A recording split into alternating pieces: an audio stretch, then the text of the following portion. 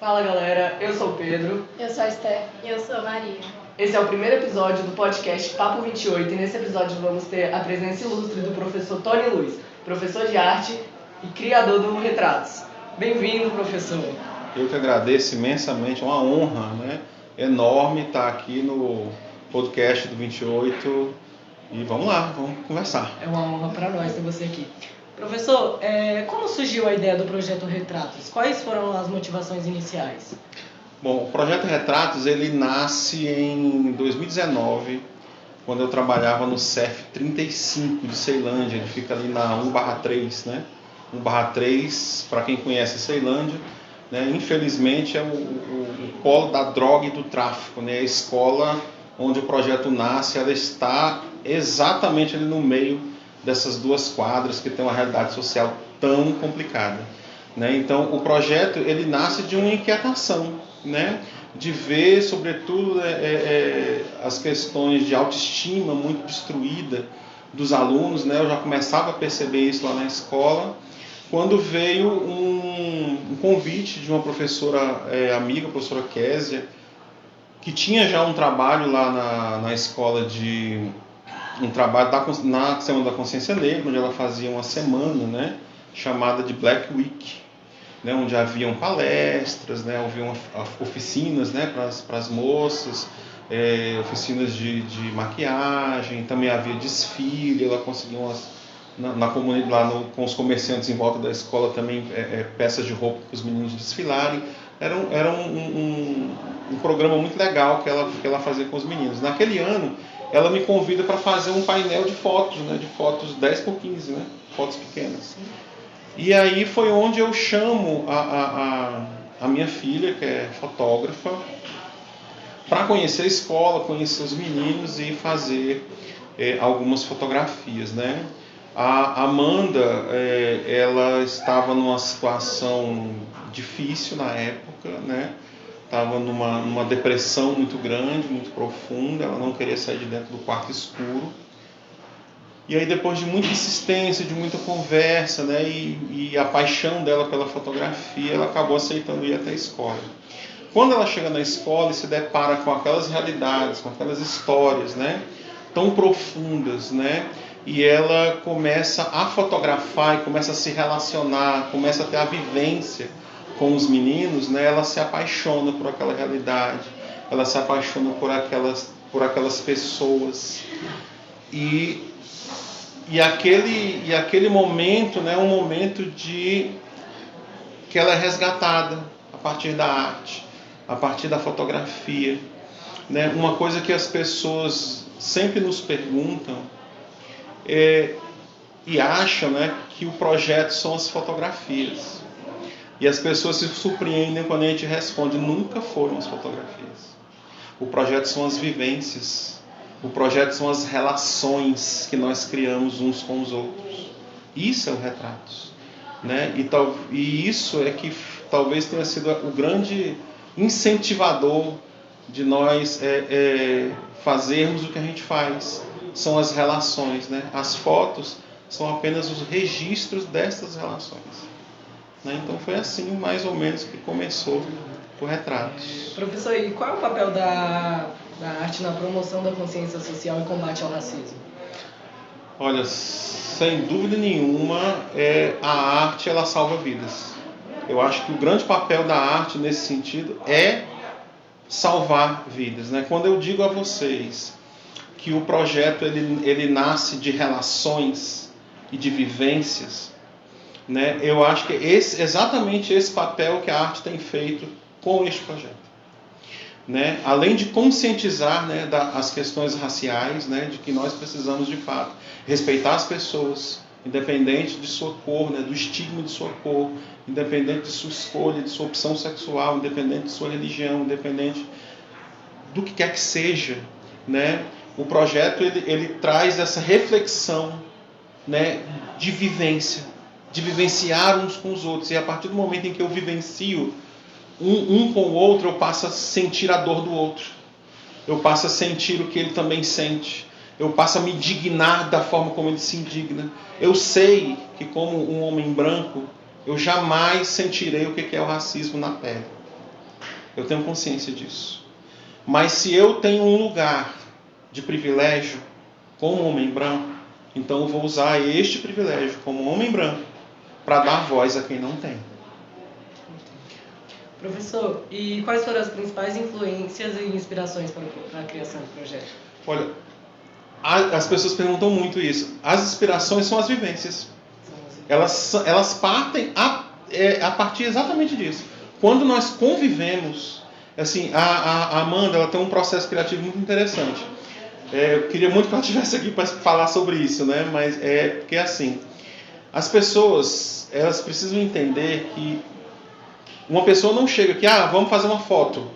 Não é assim que funciona. Ela precisa viver com a pessoa. Precisa ter vivência. Precisa ter contato. Precisa ter proximidade. Eu preciso saber da história. Sabe? Eu preciso saber quem é você. E aí sim a gente constrói a imagem. Junto com a pessoa. Junto com o grupo. Né? É a partir de uma vivência. A gente não é uma experiência. Né? As pessoas acham que, às vezes, encaram o projeto como uma experiência. Não é uma experiência. É uma vivência. Eu não estou aqui fazendo um experimento social. Eu estou vivendo com as pessoas.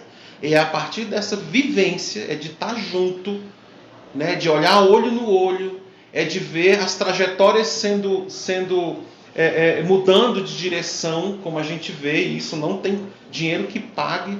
Você vê um menino que você está vendo ali uma trajetória difícil, uma trajetória que tem tudo para dar ruim, e vem o projeto e aquela trajetória muda de direção. Não tem preço essas coisas. Eu gosto de pensar e gosto de dizer que o Retratos ele é o Mateus. E toda vez que eu falo do Mateus eu me emociono. Porque o Mateus, ele é um menino que sai de trás de uma máscara da depressão, de uma máscara onde ele perde o pai antes da pandemia, um pai que era tudo para ele, e o Mateus, ele estava escondido atrás de uma máscara, atrás de uma depressão profunda, de uma tristeza enorme, né? Com uma mãe preocupadíssima, com medo de perder o filho. E o Mateus, ele é resgatado pelo projeto. E hoje ele é o chefe de logística, né? É um menino brilhante, um menino fabuloso, né? Que trabalha maravilhosamente bem, né? Então, eu gosto de pensar e gosto de dizer que isso é o Retratos. O Retratos é a Júlia, né? A Júlia, que é a nossa chefe de recepção, né? Uma menina tão difícil. A Júlia mudou em 2022 de sala 5 vezes. E ela foi cair na minha sala. Eu fui conselheiro dela, né? E aí, a partir das relações, a gente começa a conhecer um ao outro. E aí eu vejo que a Júlia é uma menina frágil, que a Júlia precisa ser vista, precisa ser ouvida, precisa ser entendida. E a Júlia se mostra de uma organização impecável, né? A Júlia, eu gosto de dizer que o Retratos, ele é o Vitinho, ele é o Alan, sabe? Ele é o Borges, né? Que a Júlia, que eu acabei de mencionar, né? Tem uma avó acamada, né? E os meninos vêm e ajudam, e dão comida, e fazem comida, e levam ela de um lado para o outro. E são retratos, são as vivências, né? Eu gosto de pensar nisso, gosto de dizer que o Retratos, ele é para além da escola, né? Isso que é de fato o Retratos, e não as fotografias. As fotografias são só o registro de tudo isso, né? É o percurso para nós chegarmos nas fotos. Bom, Tony, e como é trabalhar com a Amanda, que é a sua filha, como você já mencionou em várias vezes, faz a parte e faz a diferença no projeto? Olha, trabalhar com a Amanda é bom e é ruim. Primeiro porque ela é minha filha, né? Minha filha amada, é alguém que eu tenho um amor incondicional, né? A Amanda é muito criativa, é muito rápida de raciocínio. E eu digo que é ruim porque a gente é muito parecido, né? Eu e a Amanda, a gente é muito parecido, né? Às vezes a gente tem assim, discussões homéricas por conta de uma foto, né? Porque a gente vai defender pontos de vista diferentes. Ela vai defender o ponto de vista da fotógrafa, eu vou defender o ponto de vista do artista, né? E às vezes a gente fica ali horas discutindo uma foto, naquela coisa, mas isso e aquilo, não, mas isso e aquilo, por causa da referência disso, daquilo. Mas no final, assim, dá sempre tudo certo, né? É uma honra enorme trabalhar com minha filha.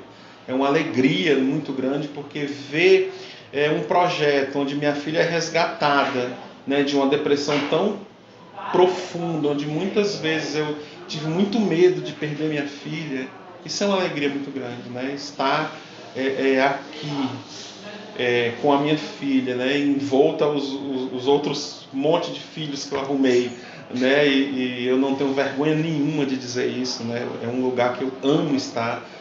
A minha relação com a escola é uma relação de amor mesmo, né? Assim, eu não tenho a menor vergonha de dizer isso, entendeu? Eu gosto da escola. A minha relação com a escola é uma relação de amor, é uma relação de afeto. Eu não entendo, não consigo, nunca vou entender escola sem afetividade. Eu não consigo entender educação dessa maneira. Eu não consigo entender educação onde o aluno está lá e eu aqui, né, em cima de um pedestal onde eu nunca posso descer. Pelo contrário, eu acho que me despir, né, de todo o meu conhecimento e descer até a mesma altura com o aluno e ter essa mesma humanidade de entender que nós somos, né, pessoas iguais, né, e que eu só estou um passinho à frente. Eu acho que isso é a grande diferença. Como disse um grande mestre, professor meu da faculdade, o professor Carlos Medina, ele falou uma coisa uma vez numa aula que isso assim, tirou as escamas dos meus olhos. Ele disse assim: gente, larga de ser bobo. O professor não sabe mais que aluno. O professor sabe antes. E aquilo caiu assim, foi uma ficha que eu falei: meu Deus, é verdade. Não, o professor só sabe antes, não sabe mais. Né? E isso realmente eles nos coloca, né, nesse lugar, né, de não achar que nós somos maiores, melhores, né? Que somos todos seres humanos e que precisamos, né, de afeto, a gente precisa de estar junto, de caminhar junto.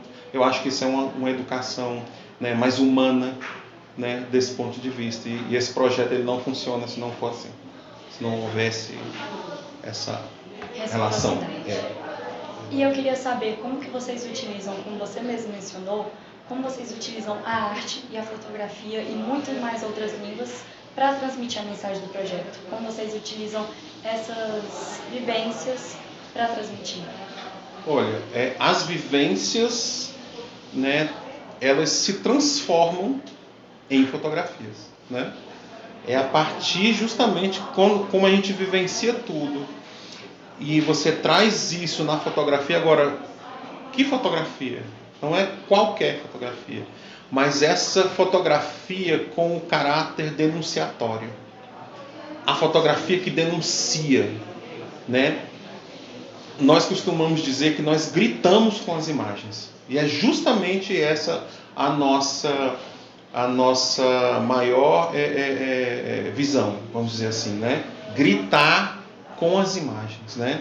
Trazer essa fotografia que tem esse caráter de denúncia social, né? De mostrar as mazelas da sociedade a partir da fotografia, como a que foi feita aqui na quadra de vocês, né? Nós pegamos todos os alunos do turno, deitamos na quadra como se tivessem todos mortos e apenas um aluno com a bola na mão, sem entender o que estava acontecendo, por conta de que a nossa quadra não é coberta, né? Como a foto do papalixo lá fora, que vocês todos os dias são obrigados a passar por aquele local, né? Fétido, né? Horrível, né? E todo dia vocês são obrigados a passar por aquele local, né? Como as várias outras fotos que a gente tem de caráter de denúncia, né? Fazendo alusões a fatos que acontecem, né, no mundo, como o próprio George Floyd, né? A foto do Marco que tem a bota, né, na cara dele, né, no rosto dele, né? E tantas outras fotografias que trazem essas denúncias, né?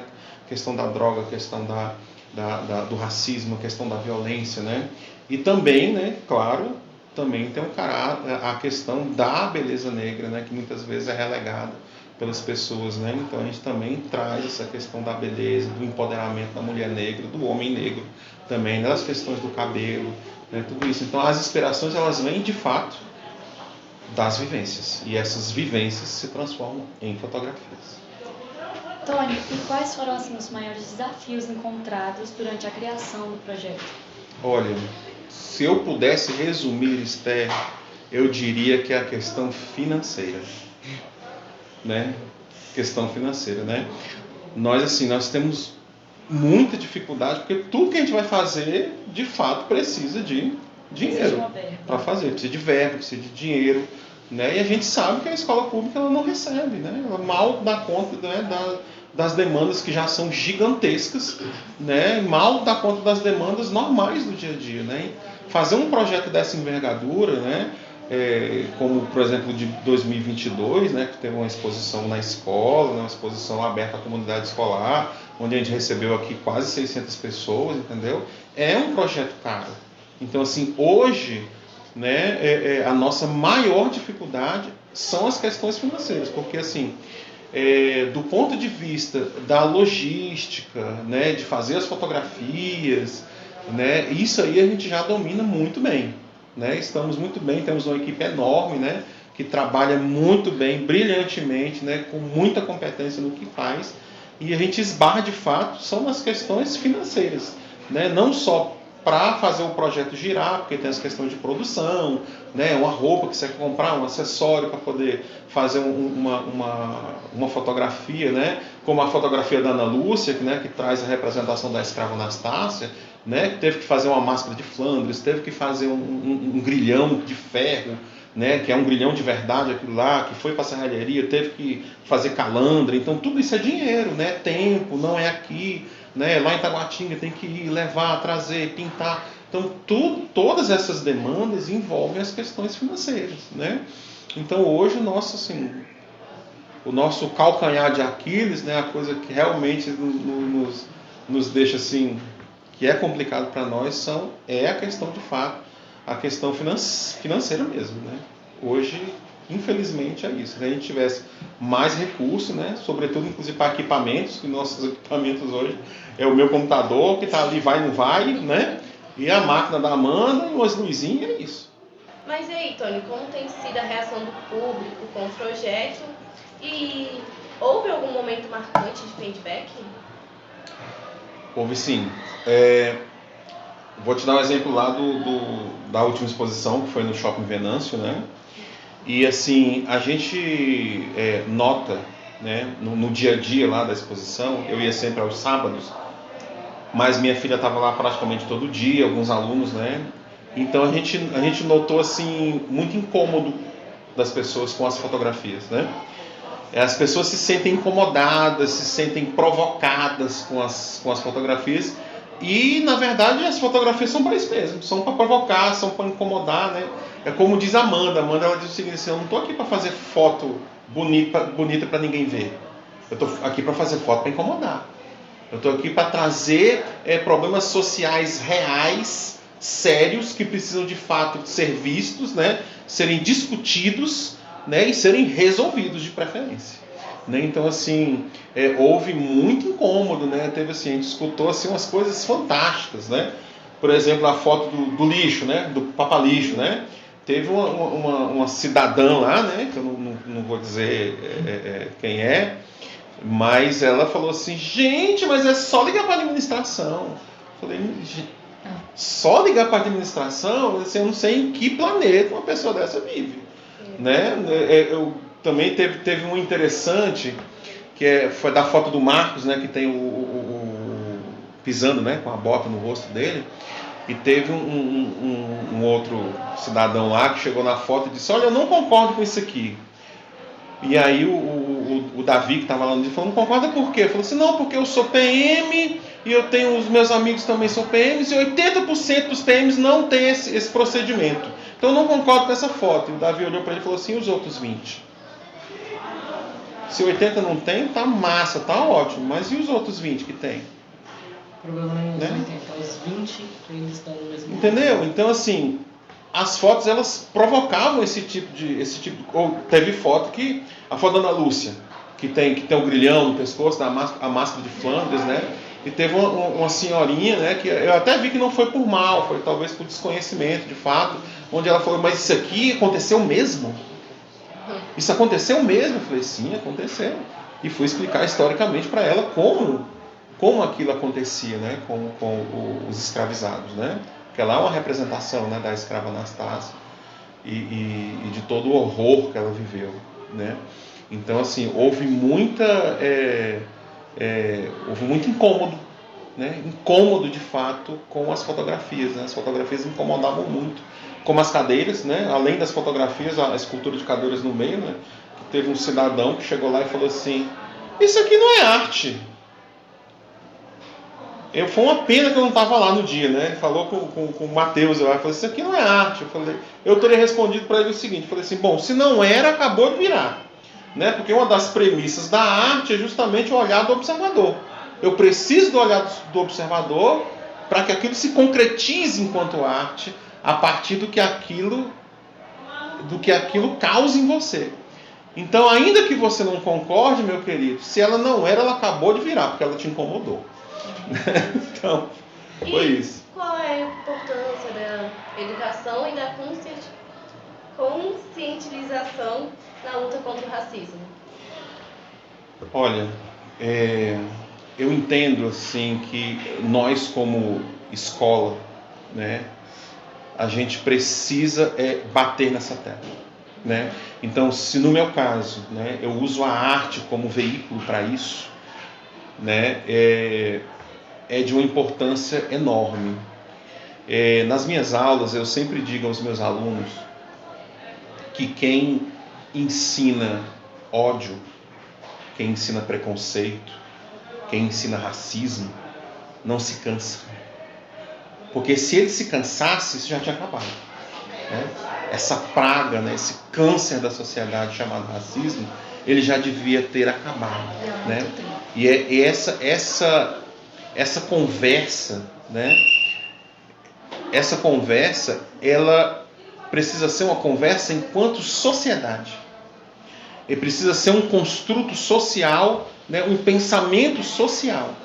Porque se o problema do racismo ele for um problema seu, se ele for um problema seu, se ele for um problema meu, ele jamais será resolvido. Ele tem que ser um problema nosso. Porque só enquanto sociedade que esse mal, né, vai ser extirpado.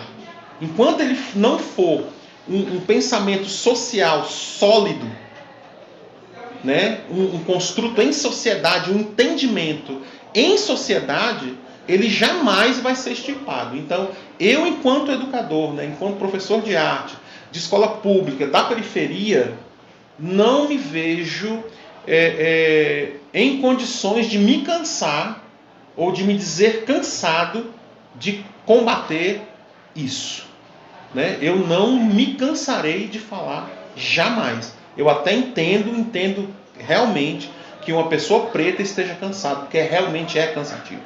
É cansativo ter que explicar o óbvio todo dia. É cansativo ter que explicar para uma pessoa que ela tem que respeitar a outra, independente do que seja. É para respeitar e pronto.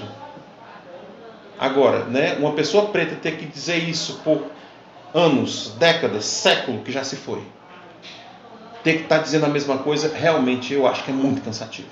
Agora, eu como professor de arte, de periferia, branco, né, que luto contra isso, não me vejo no direito de me cansar. E não me canso, ninguém vai me calar. Eu vou até o fim. Está certo. E quais são os seus planos para o futuro, para o projeto Retratos? Legal você me perguntar isso. Ó. O nosso maior sonho enquanto projeto é se tornar um instituto, né?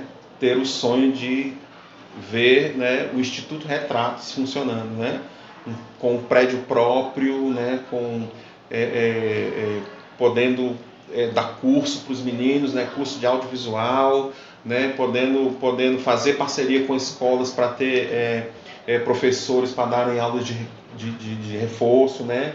Ter também uma parceria de psicólogos para atender, né? Tudo aqui na comunidade mesmo, entendeu? Nosso maior sonho, nossos projetos para o futuro, né? Crescer a ponto de ser um instituto, né? E ver o grande sonho de nossas vidas realizado, né? O Instituto Retratos funcionando e, sobretudo, atendendo a escola e a comunidade. Esse é o nosso maior sonho e é o que nós estamos esperando aí para frente. Professor Tony, muito obrigado. Foi um prazer enorme ter a sua Imagina, eu que presença aqui agradeço. com a gente. Qual é o recado que você quer deixar para quem está nos assistindo agora? Olha, acho que o maior recado que eu posso deixar, né, é que vocês nos ajudem a gritar, né, gritar com as fotografias, gritar com as imagens, gritar junto com a gente, né, esse nome Retratos, um grito por consciência, ele não é à toa, né, a gente está aqui para fazer barulho, para não deixar essa praga se alastrar mais do que ela já se alastrou, né? E nos ajude, né? Conheça as nossas redes sociais, conheça um projeto, venha visitar a nossa escola, venha visitar os meninos, né? Ande junto conosco, né? Acho que esse é o maior recado que eu posso deixar para as pessoas se conscientizarem de que essa é uma pauta importante, é uma pauta que precisa ser falada, que precisa ser combatida, né, o máximo possível, né, não cabe mais dentro da sociedade, né, né, o racismo não cabe mais, já deu, já passou da hora disso acabar, né, e é isso, acho que isso é o maior pedido que eu posso fazer, é exatamente isso.